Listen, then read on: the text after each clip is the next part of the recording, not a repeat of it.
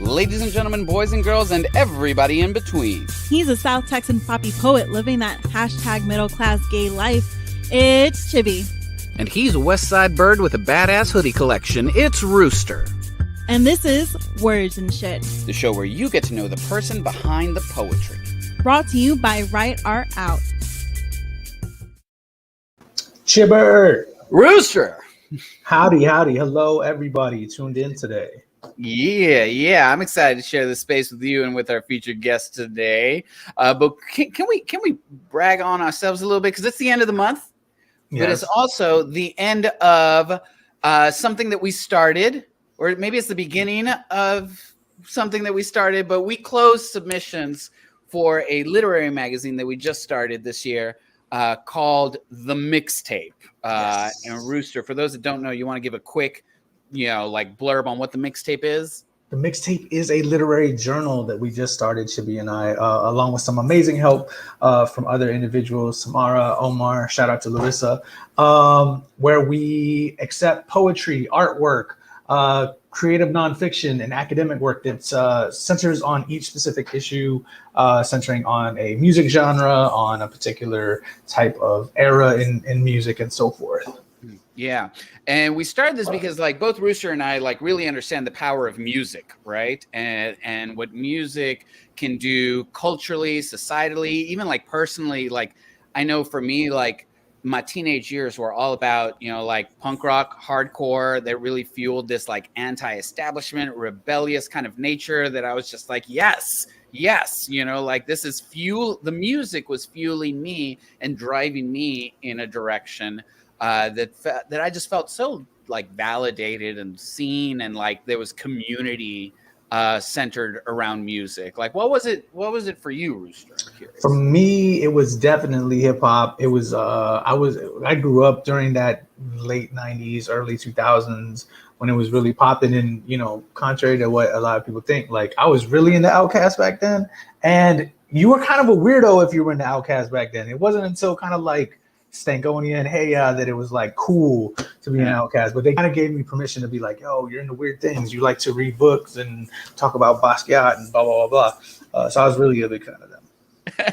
Yeah, Outkast was the hip hop for the weirdo kids that find their way into punk rock and emo and all of that fun stuff. Well, absolutely. And today we have an MC as well. We have a poet, a man of many hats. You want to go on ahead and tell us who the guest is today? No stranger to the importance of music in this world. Born in Maywood and raised in I'm gonna fuck this name up.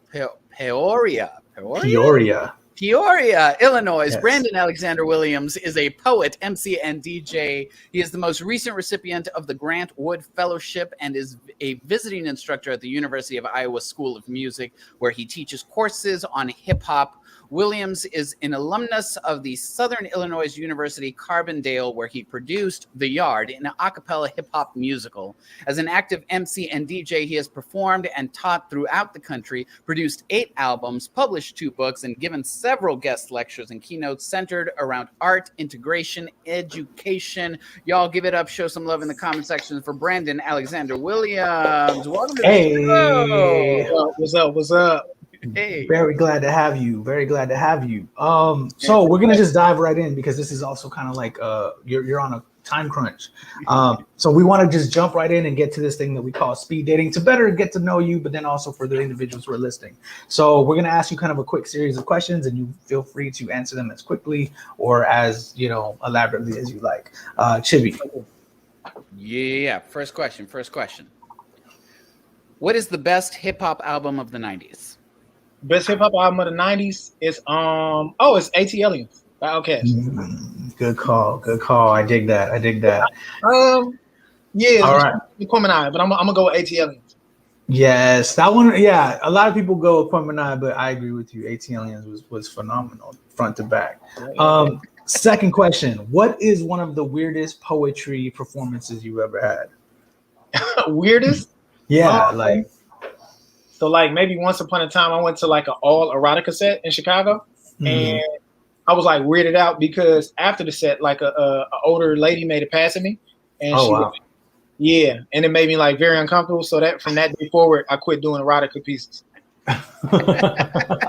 You never know what you're gonna get. We host What That Mouth Do here in San Antonio on a quarterly basis, and it's a grab bag of a night. Let's be real. All right, here's my next question, and I ask this of all of our guests because I am a foodie through and through. What is your favorite food dish to eat? It's definitely gonna be breakfast. French toast, omelets of any kind. Just all of it. Breakfast, yeah. Breakfast is like top. Is top 5 dead or alive. Are you a breakfast like any time of day type of person? Absolutely. Yep. Yeah, much respect. I'm the youngest of 8. I'm the youngest of 8, and so my mom brought me in the kitchen when I was like 11 and taught me. She was like, "Whatever you like to eat, I'm gonna teach you how to make that, so that you won't, be picky about the food I make." Yeah. That's all you and Rooster. I am not a breakfast fan. Oh, I love breakfast. Breakfast is amazing. I want breakfast right now. All right, and then for the last question, in a word or more, whatever you feel, what would you say makes you or your work different from other poets? Caring. Okay. I care about the craft. I care about how it sounds. I care about delivery is such a rabbit hole of a concept, and so I get excited when I see an artist doing their thing and they're like killing it, and I make sure that like I beeline to them when they get off stage and let them know how much they killed it, because there are some people who will judge or like critique, and some people ask me to critique and I refuse to, because critiquing something is always subjective, but I care. That's what sets me apart. I care, and so when you listen to my work, when you read my work, when you see my performance, you can tell that I care about it. And I come from a scene, didn't grow up in Chicago, but came up artistically on the Chicago poetry scene, where people care a whole lot. And so I always use this example. Imagine going to an open mic where 30 people are on the list and 28 of them are like amazing. Not like, oh, that was a dope poem. Like, no, oh my goodness, how have I never heard of this person? Amazing. So that was my normal. So when I went to travel, our motto is 2 or 200, perform it like it's the Grammys. That was the thing I saw practiced out, right? It wasn't just talk. And so I remember traveling and then, going to another city and an open mic where 20 people on the list and 5 of them are spectacular. Then I'm like, oh, okay. You know what I'm saying? Like all right. Yeah. But then, joining with those super friends and sharpening my iron. Exactly. And that's what I, did along the road. But yeah, I care. That's my short and long answer. Short and long. I love it. I think that's a perfect transition to get into the poetry. For anybody that's watching, use the comment section. We love it. Shout out favorite lines, things like that. But yeah, Brandon Alexander Williams, will you please open us up with a poem? Peace. Yeah. This called The Talented 10th. I say, I'm part of the talented 10th. I just happen to spit, dropping that immaculateness, fly as a bird, dropping that immaculateness. I'm part of the talented 10th. I just happen to spit, dropping that immaculateness. Sitting on the sofa watching Oprah's masterclass, bumping this song called Jazzmatazz by Jay Electronica, spitting half and half with Dr. Martin Luther King speaking with his pastor swag. I'm half man, half amazing. All my ancestors in part Master Ace mixed with half Sam Davis, tap dancing to jazz with the rap pack in basements. I'll be the tall and handsome African packing places while fans clap and wave while he fast rap on stages. I'm part Spike Lee in a white tee, but a little less popular, right? Rocking the mic with the impact, sparking the light. I'm part Langston Hughes with slick Rick chain on. Storytelling with a flashy vest paint on. Cutting records with Jazzy Jeff Brain on the same table as Cool Herc scratched his name on. I'm black. Yes, blacker than gorilla knees. I'm different like Mike Jackson moonwalking over Dilla beats. Dancing in the streets next to Pharrell and ODB screaming, please. I'm James Brown, a Thelonious Monk with an odorless, melodious funk opening up on a parliament stage with George Clinton playing the harp and the bass next to Marvin Gaye rocking a high top fade with a part in his waves. Under a snapback tribe hat, recording with Pro Tools and a mic jack. Raw, no inbox, just like that. Hooked up to a light fast, Wi-Fi white backbook controlled by an iPad. Produced by Fela Kuti with an MPC. Rocking the stadium with no empty seats. Full coverage followed on NBC, mixed down in a high quality MP3 of wave files. Tracked out, so just stay a while. My lyrics and conversation to make your brain smile. Never the same style. So all these labels, they should be shopping any day now. I'm part of the talented 10th. I just happen to spit. Dropping that immaculateness. Dropping that immaculateness. Flies a bird. Dropping that immaculateness. Hey, thank you. Yes, round of applause for the poet. Yes, thank you so much for that. I'm gonna kind of jump right straight into my first question here, because you identify kind of as an MC and poet and DJ, and I love that. That's awesome. I guess my question is hip hop is definitely in a different place than it was back in the 90s and the early 2000s and stuff. And you self-identifying as an MC, I think is, for those who don't understand, is like premier. It's like you care about the words, you care about the delivery, the lyrics, and so forth. But with the way that hip hop is kind of presented now in mass and sort of across popular culture, do you still feel like MCs are as important to the culture, or is it like dying off? I mean, that's kind of a large question, because it's kind of always gets talked about. And I know whenever I talk to MCs and local rappers and so on and so forth, they're like, no, it's real. But the radio and what's out there really going off is kind of different. You know what I mean? To answer your question, no, it's definitely not dying off. It just evolves in a different manner, or it goes to a different place.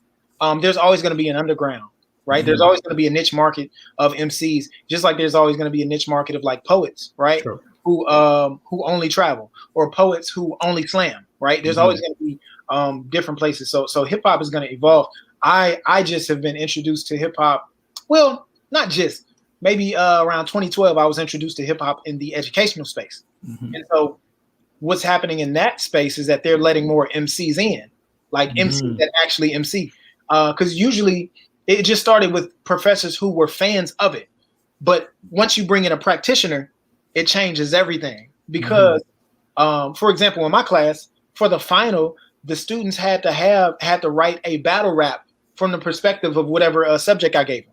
Right. That was the format. There wasn't a written out or anything like that, right? Of course, they submitted their rhymes so I could have a written thing, but their performance, the majority of the grade was based on their performance, of them delivering it based on what they learned all semester. And so, for example, I did epic rap battles like Sun versus the Moon, awesome. Android versus iPhone, and so people like that. There was one line. One of my students, she said, she was a Sun, and she said to the Moon, she said, I don't know why you want it with me, because word on the street is the cow jumped over you because you ain't want no beef. And so it was cool to find things like that, but also using, just look at like how we always should, right? Look at poetry, look at rap as a mode of communication, as it is, right? Not like, so for example, Chibi or Rooster, right? If you got a piece, if you got a poem, if somebody asked you about that, you would start to have conversation to break down the first stanza or the second stanza. What we should do is say, no, that's the format in which you digest it. If you choose to break it down, you can do that. Because in essence, it's just like Chibi saying, I'm tired and I want to go to sleep. And then me trying to check that statement and say, Chibi, did you really mean that you're like fatigued, or are you sleepy? And it's like, is what I said not sufficient enough? You know what I'm saying? And so that's proof that, raps and poems are intelligent in their own right, because they must be broken down. It took us time to encode the message, and so you have to decode the message. And so my long answer to your question is that it's in the educational space, more MCs, more practitioners are coming in, and schools are recognizing, we need practitioners. We don't need people who are fans. They wouldn't get somebody who's a big fan of jazz to teach jazz music. They would get a jazz music player or a jazz instrumentalist. And so schools are starting to get on. They're like, wait a second, we need rappers. We need poets to come in and use this medium that has already influenced our children to not only interpret it for us, but to teach them how to communicate in the same way, and teach us as faculty and staff how to communicate in the same way and understand and decode that language. 100%. I love that. I feel like we all kind of share that mentality. Rooster's a professor at a university, but also works with the youth. I work with the youth around the city as well. And it's the importance of art and artists teaching their art, as a means of education. I want to dive and unpack a little bit more about the work that you're doing now, right? So you're an instructor at the University of Iowa, teaching courses in hip hop. I guess my questions are like, how, why, and what? You've kind of already talked about a little bit about the why and the what, but like, how did that come about? You know, why is it important to you, and what are your students getting out of these classes that you're teaching? Cool. So clarification, right? Actually, that was an outdated bio. So it was a 1-year fellowship that I had at the university. I'm no longer there. They called me back every now and then to like do a one-off or like a speaking engagement. But while I was there, my class was called writing rap. Music 1030, writing rap. And so basically I was teaching on the craft of rap writing, but in order to do that, we had to go all the way back to like language, because hip hop is is traditionally like a Black art. We had to go back to like Black colloquialisms, and like even like on day one we studied the N-word, because I had to let them know, like, check this out. This is emotionally loaded. Here are the several reasons why it can't be not taken serious. You know what I'm saying? Because it has all this historical context. But like I say, teaching them in essence, I was just teaching the students how to communicate with a different language. And any students that already knew how to rap or knew how to write poetry, I taught them how to use it to its fullest extent, to employ that language to its fullest extent. And so, of course, we breeze different topics, controversial topics. You know, like for example, one of the first weeks I taught from Beanie Siegel, "What's Your Life Like?" where he details being in prison. And he talks about how it was. And I remember going through line from line and asking the students, what does this mean?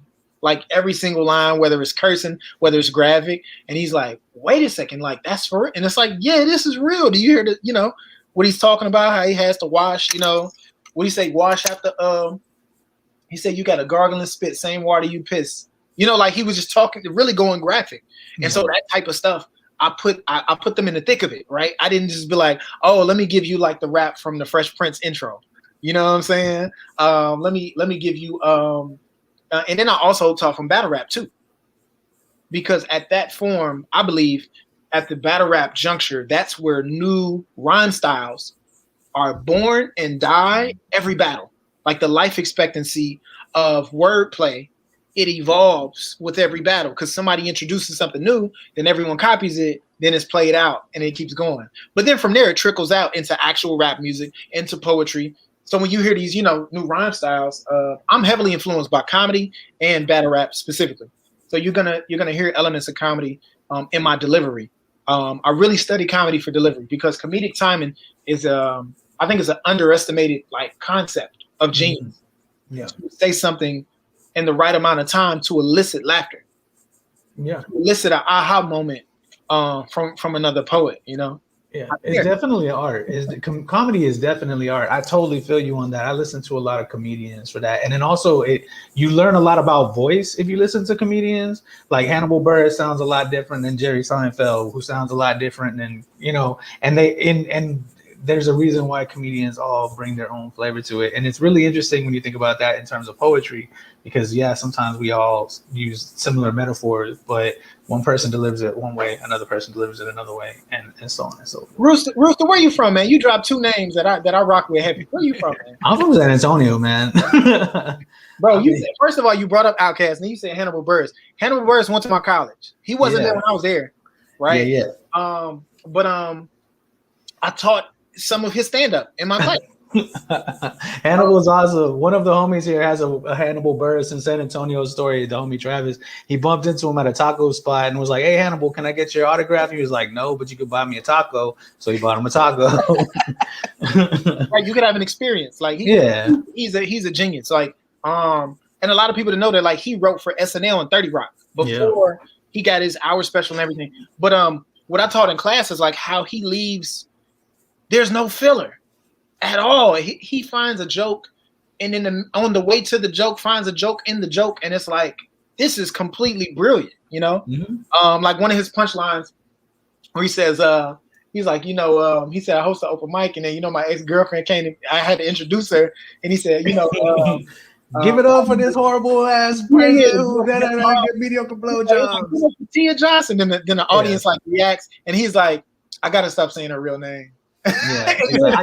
Double laughter. And then he says, Chibi, then he's like, I could always use the bit, I gotta stop saying a real name and use a fake name, but I still keep using a real name, which was like a triple laughter. And it's like, yo, who thinks like this? Like he's dope. He's really one of the greatest comedy writers like ever. And so yeah, we're really dope dude. And then Outkast is like, come on, man. Yeah, that's my heart. I was 10 years old listening to AT Aliens, and Me and You was my first. Elevators was my first introduction to hip hop. That's a hell of an introduction. That's a classic. And I'm gonna reference this book again. This first book I got called She Calls Me Mr. Right. I detail a story of how I got to go to Andre 3000's house and hang out with him. Dang, that's cool. And recently, like with it, like now in Brooklyn, where he's like walking around with a flute and stuff, or like while he was still performing and stuff. No, his home in Georgia. This was okay, right on. 2013, 2014. Okay. Oh yeah, he was still active for sure back then. Low key flex. Yeah, I mean, and then also, and I'm gonna throw this into because it's relevant to the other book, and also Big Boy's in this book. He submitted his verse from Spodio Di Dopalicious, and this is called the Black Love Mixtape. It's an anthology. Me and 72 brothers from across the country put together poems, songs, and raps dedicated to uplifting the Black woman.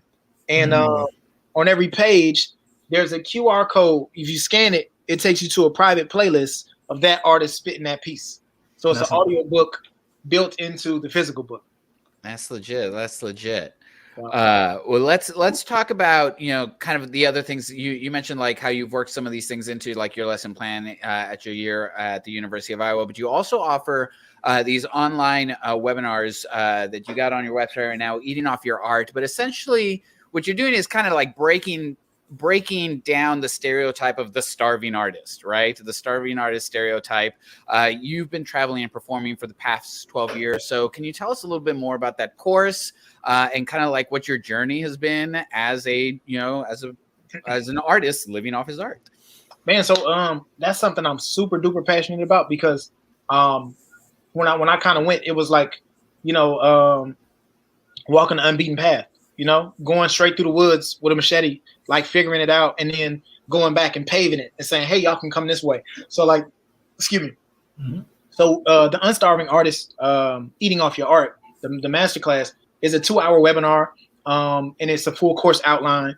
And basically it teaches different tips and tricks of the trade that I've tried before and have succeeded with over the past 12 years, right? So it's not just like, oh, this is a good idea, you should do it, or I heard about this, that it works. It's like, no, this has worked for me, and here are some common parallels, so for example, when I start off, of course, I talk about networking, and I specifically talk about vertical networking versus lateral networking.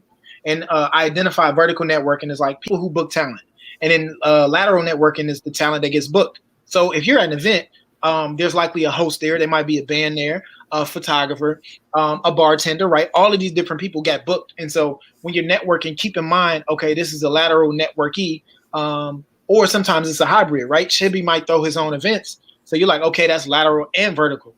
He throws monthly or he throws weekly, but he's also a head of a nonprofit, right? So when you think about vertical networkees, you talk about like venue owners, event planners, people who run nonprofits, or just people who own business owners, period. Because a lot of times, poetry is still a newer art as far as like booking. When people book you, it's usually their first time. And if it's recurring, they already kind of know the business. But it's our job as artists to kind of get the people in line. So to use a metaphor, get them in line in our store, like while they're in the store, because they'll just wander around and be like, this is nice, this is nice. And so I give people tools to like, here's how you get folks in line without being pushy, and here's how you close on a deal. Here's an entry point of sale. I give an example of fishing. I talk about fishing in like the second chapter, and I say, three types of fishing is through open mics, pro bono gigs, and promo ads. And so, of course, open mics, and with every level, it's a different amount of time you get on stage and uniqueness. So, for example, the open mic is a bunch of artists, so you can get lost in the in the traffic, and you only get 3 minutes, right? 3 to 5 minutes, depending on what open mic you're at. So you may not stand out.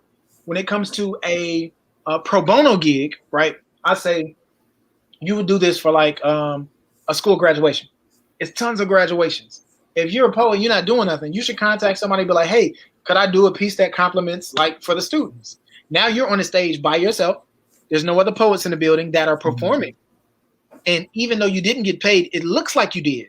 So then when somebody follows up, hey, hey, Rooster, you did that piece at the graduation. That was really dope. Could you come and do something for my children? Entry point.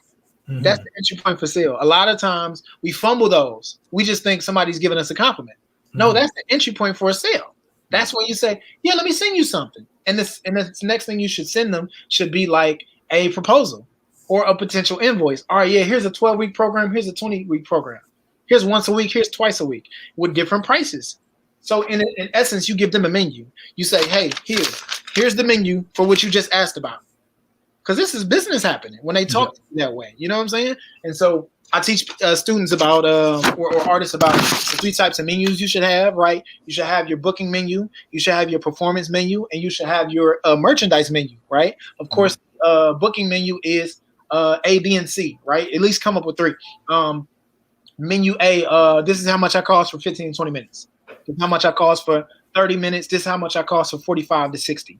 And your performance menu is, of course, you don't show that to nobody. That's between you and, your producer or your band or whoever you're working with. That's pretty much, all right, I'm going to do this piece because it's only a 20-minute set. I'm going to lead with this. I'm going to talk a little bit, and you formulate that and then you kind of move it in and out, based on, I visited San Antonio before and I'm like, okay, second verse, big crowd. Good acoustics. Okay, cool. I'm going to project, but I'm going to step away from the mic.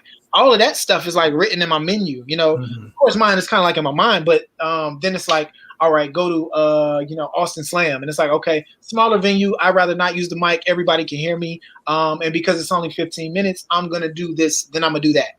And then cities that you've been to that you come back to, okay, people really like this piece, so I'm going to make it my ender. Or, you know what? I'm going to experiment this time. I'm going to do this other piece as an ender. I'm going to tell a story. I'm going to do my B-sides.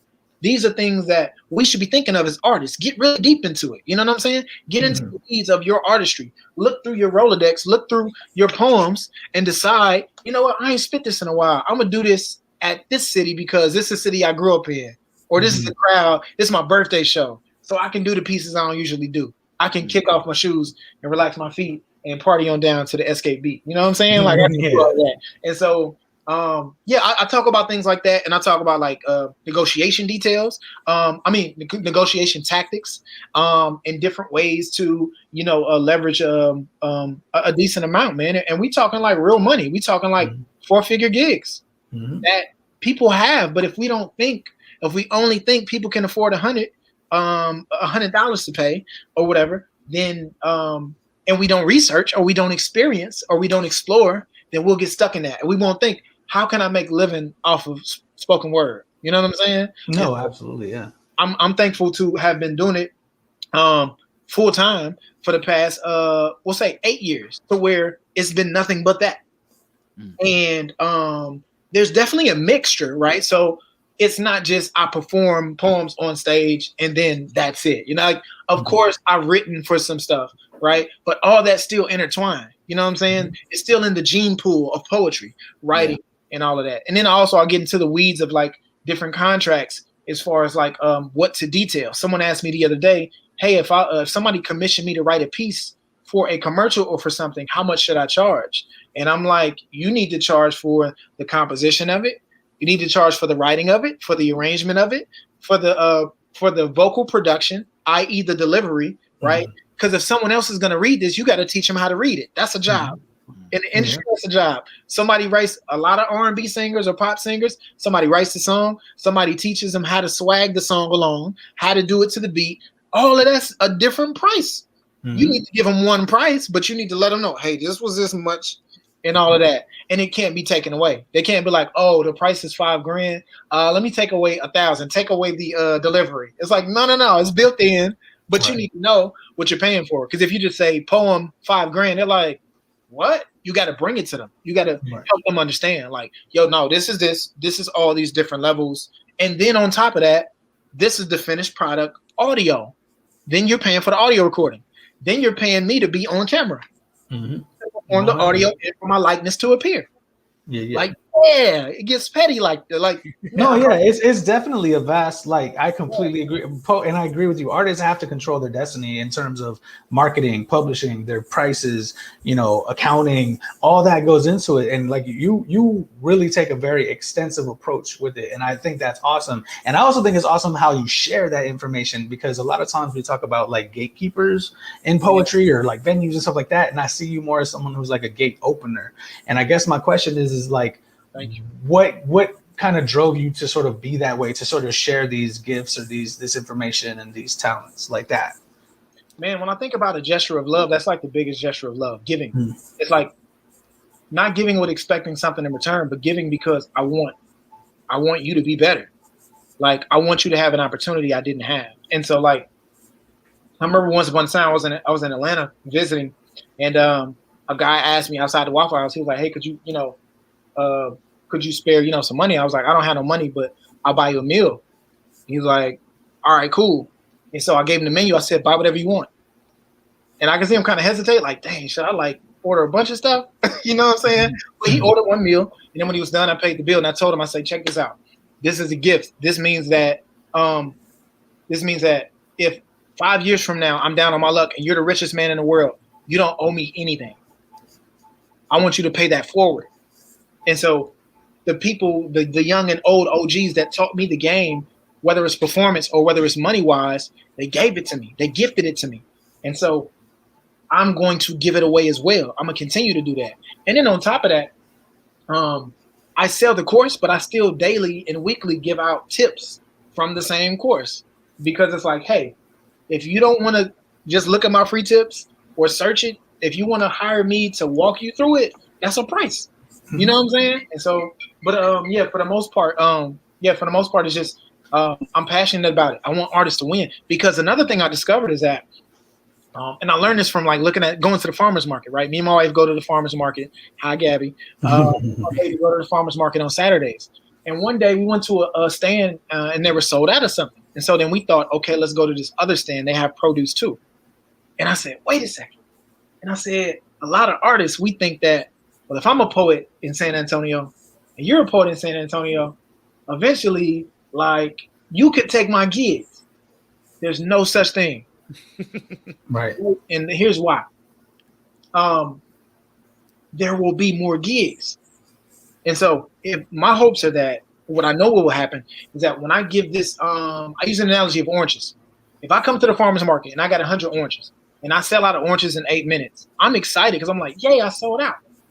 But then there's a line of customers that didn't get oranges and they mad. So it's like, dang, I could go greedy and say, let me buy as many oranges as I can so I could make more money, which is more work for me. When I become the boss, I got to hire more workers, so on and so forth. Or I could go to, you know what I'm saying, from San Antonio, I could go to Austin Farms and say, hey, there's a market for oranges right here. Mm-hmm. Come on here. So then the next week when I run out, we run out a little bit later because the market's bigger than we estimated, right? I come back and instead of 100 oranges, I got 500. And then the guy I brought in, he has 500. We sell out in 2 hours. Dang, we still got a whole day full. Let's contact other orange farmers. Let's not wholesale from them. Let's bring them here. Mm-hmm. And guess what you become? You become the plug. Chibby, yeah. You become the poet that brings poets that are good, that do good business. Mm-hmm. So you're going to always get business.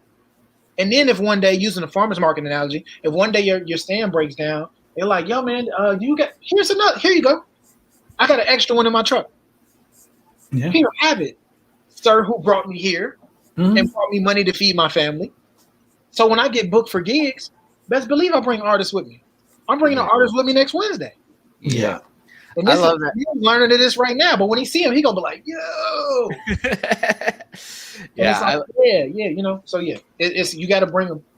I love that mentality. I think that mentality is very much rooted in a lot of people that do the kind of like organizational work the educational work that you do, that Rooster and I do, and all that. Where it is like you bring your community with you, you bring everybody up because we all kind of win So excited that you'll be in Texas next week. For anybody watching that right now and wants to get a little bit more of Brandon Alexander Williams, you will be in Houston at right about now next Wednesday. So excited to see that. And I'm going to Turkey Leg Hut before, so I'm just letting everybody know. And also, Beyonce will not be there. Oh. Beyonce will not be there. I can't stress that enough. And also, like, this is like, I've been to Houston sporadically, but I've never done Right About Now, and so or I've never attended. And so Houston is a market that over the past years, not that I haven't ran into. Yeah, you know what I'm saying? Been to Dallas, been to Austin, even been to Killeen. You know what I'm saying? We know Killeen. Rest in peace to Rage Almighty, man. Yes. He put me on some Dallas spots, as well as some Austin spots and stuff like that. And actually, he was one of the authors in the book as well. Yeah. And so yeah, man. So I'm looking forward to coming to Houston, man. We're gonna kill it, and I'm bringing somebody with me, and we gonna tear it down, and I'm bringing some people who care. That's what I'm gonna start saying. I'm bringing people who care. That's gonna get on the mic. And so, yeah, man. So I'm gonna say to all the poets that's gonna be in the building, man. Bring your A game, man. Let's show out. Let's show out for the city. Let's show out for the art. You know what I'm saying? If this was a night that you like, I'm gonna just try something new. Like, no, come to like kill, so that we can cipher after the show and like let it be real hip hop. I love it. Texas Poetry family is real close. We real tight down here. So you officially part of the family, I guess. You're invited to the cookout, as they say down here. Also, before I go, I want to shout out some Texas poets that I know that have either brought me through or that show love to me. In Houston, I want to shout out the Seven the poet. Yeah. In Dallas, I want to shout out Masterpiece as well as Candy. And like I said already, R.I.P. Rage Almighty. But yeah, man, we're gonna be through Texas, man. We're gonna be in Houston, H-Town. Beyonce will not be there. Love it. Well, can you close us out with one more poem? Give us just a little something of what people might expect next week, if they attend in Houston. All right, bet. Let me see.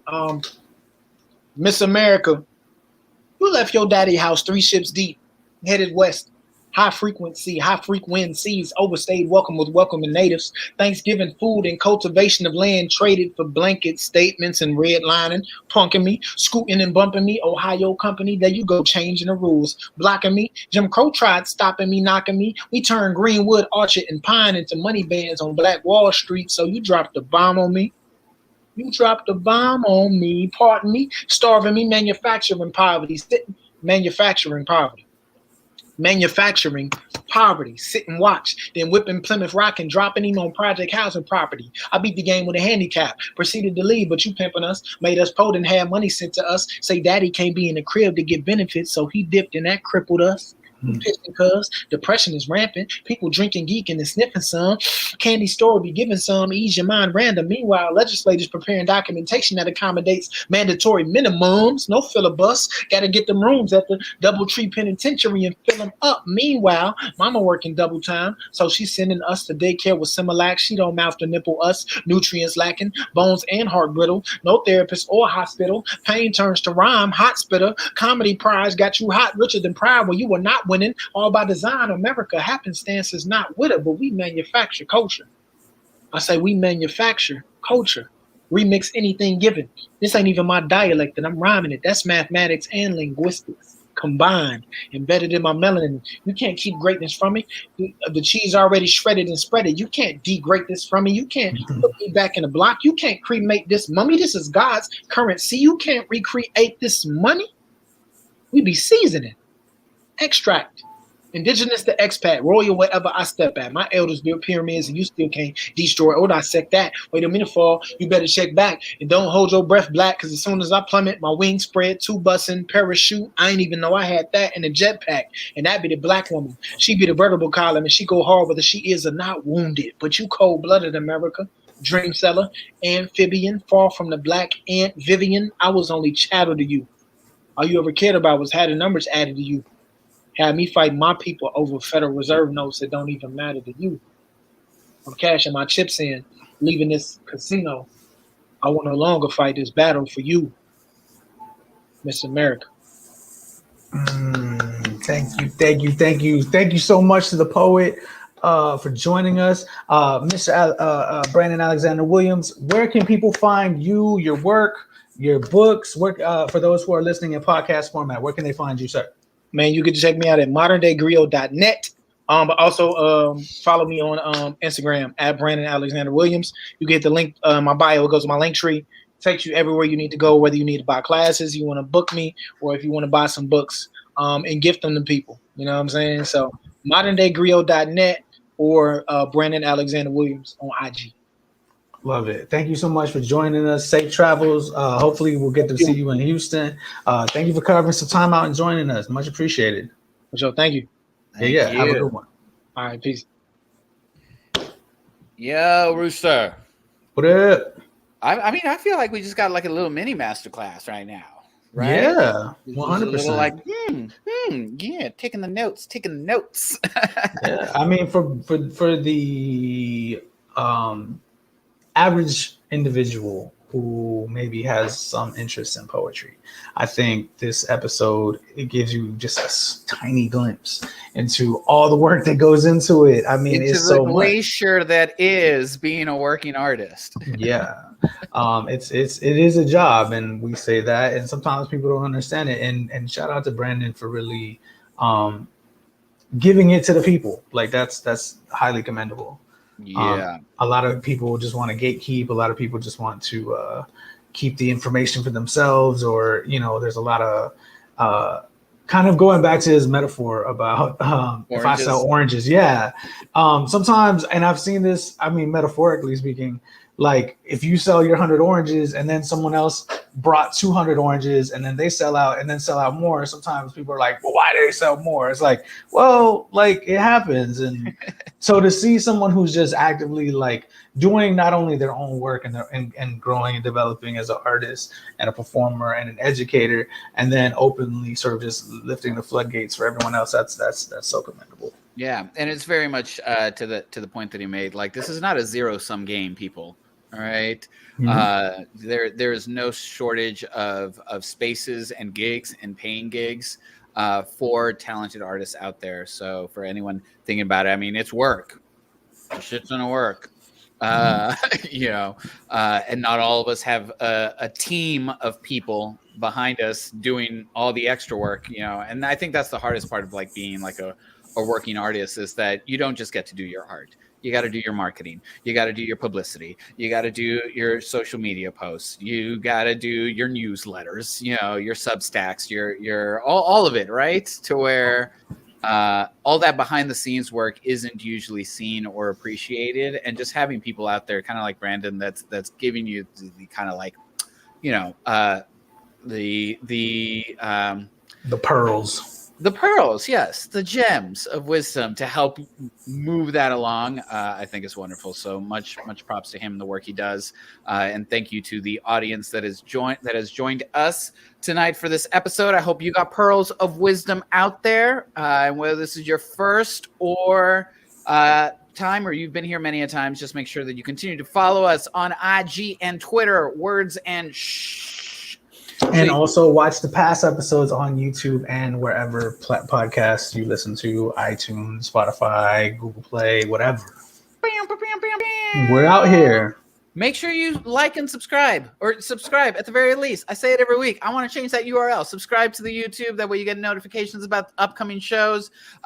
We've got an amazing lineup still for the rest of season 3 that we are rounding out for the rest of the year. Next week, we will be back with a beast from the Southeast, Xavier Cool Kid Alexander, joining us. Can't wait for that, and so much more. Thank you again for everybody who tuned in. Until next time, y'all stay safe out there.